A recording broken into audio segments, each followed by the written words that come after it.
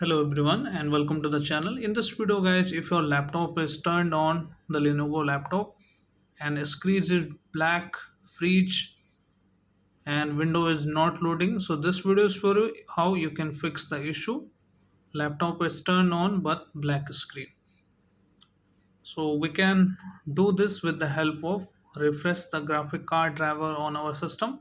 Sometime it stuck between the operating system, so you can press here Control Shift Windows and B key together. Control Shift Windows and B key together, and even we can retry it. And you can see here the issue is still not resolved. But if your issue is fixed, then well and good, your graphic card is refreshed.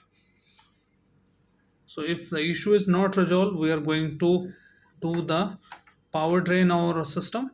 Remove all the external cables from your system, including mouse, power, whatever you have, and leave the system without any external cable, and press and hold the power button for 30 seconds so that your system can shut down properly. Press and hold the power button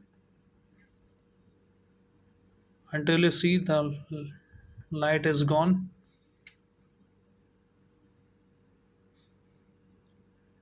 Now system is completely shut down. Leave your system for 30 seconds almost here.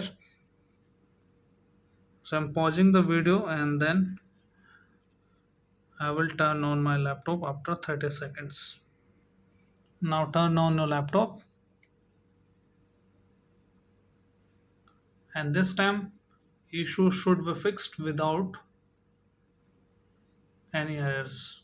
So let's see now. It's opening now. Startup logo is appeared. That means that there is no issue with our RAM. If you have still issue, startup logo is not appearing on your system, Lenovo laptop, so you can clean the RAM and then reinsert it. As you can see, issue has been fixed now.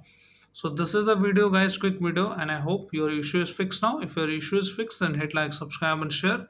Thank you. Thanks for watching.